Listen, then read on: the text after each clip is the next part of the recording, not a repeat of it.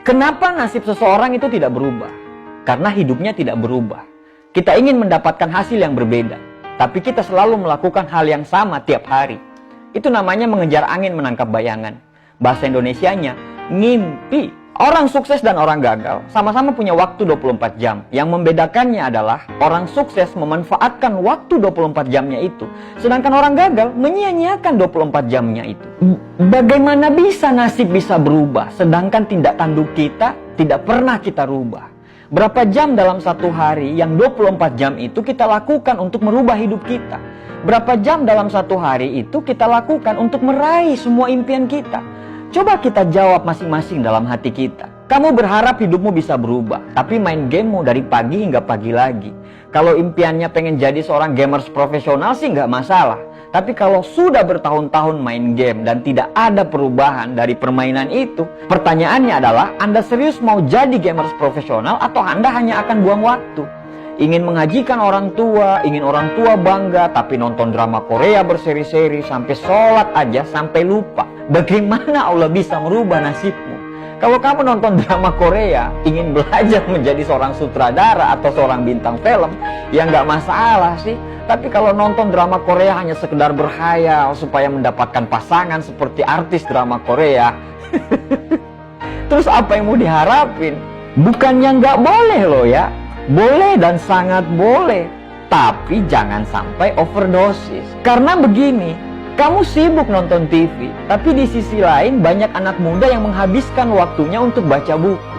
Kamu sibuk nonton film, kamu menghabiskan waktumu untuk nonton film, tapi di sisi lain banyak anak muda yang menghabiskan waktunya untuk belajar hal-hal baru untuk meningkatkan skillnya.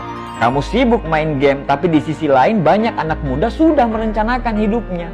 Kamu sibuk pakai smartphone kamu untuk buka Instagram, kepoin artis-artis yang berantem supaya dibilang update. Padahal makin lihat artis yang cantik, ya dirimu makin insecure.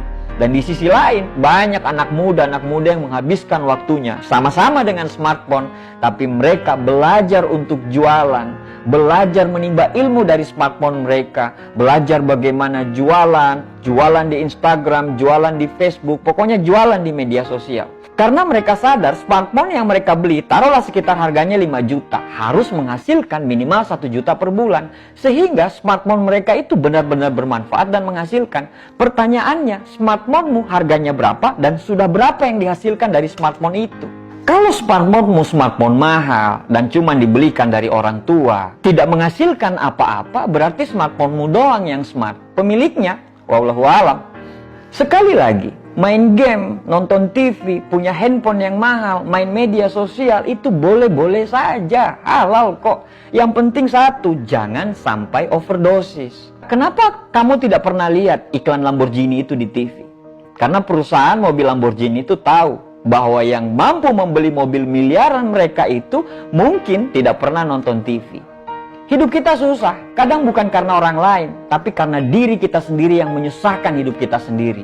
Kita tidak mau keluar dari zona nyaman kita. Kita takut untuk melakukan hal-hal yang baru. Kita sibuk nyinyirin teman kita yang sibuk membangun masa depan dengan jualan di media sosial. Kita sibuk gosipin teman kita yang lagi merintis usaha jualannya. Bukannya membantu, kita malah mendoakan supaya dia tidak berhasil.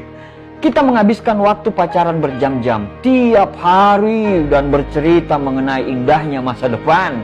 Tapi percaya saja kalau itu dilakukan terus-menerus dan sampai membuang waktu, percaya saja bukan masa depan yang akan didapatkan, tapi masa suram yang akan didapatkan.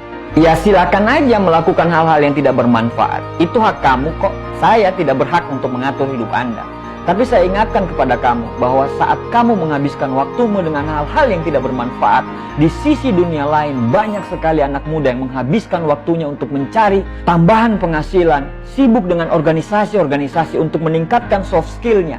Karena mereka tahu dengan soft skill itu mereka akan sangat terpakai di lingkungan pekerjaan.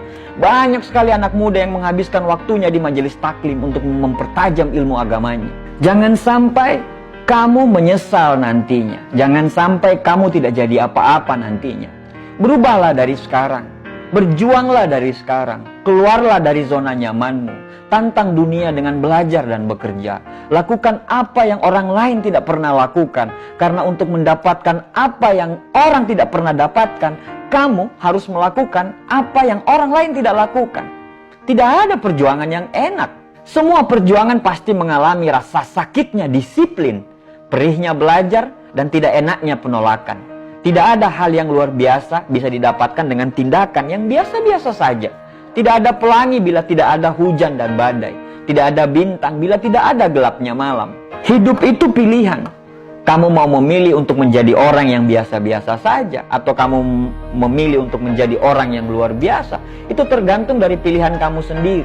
Sebelum terlambat, kamu harus menyadari bahwa mulai besok kamu harus menjadi orang baru. Menjadi orang dengan versi terbaik dari dirimu sendiri. Tidak perlu kita melihat orang lain. Kita cukup menaklukkan diri kita sendiri. Tiap hari harus jauh lebih baik dari hari yang kemarin. List semua kegiatan-kegiatan yang kurang bermanfaat dalam hidupmu. Mulai besok tinggalkan satu persatu. Dan insya Allah 1 tahun Anda lakukan ini, kamu akan menjadi orang yang berbeda. Bagi teman-teman yang masih cuek, gak apa-apa. Gak apa-apa kalian mau malas-malasan, gak masalah. Tapi jangan lupa untuk jaga kesehatan. Karena bila sekarang kamu tidak mau bekerja keras, saat masa tuamu nanti kamu akan dipaksa untuk bekerja keras karena kemalasanmu di masa muda. Hidup itu pilihan, mau memilih menjadi orang yang luar biasa atau menjadi orang yang biasa-biasa saja. Semua di tangan kita masing-masing. Terima kasih.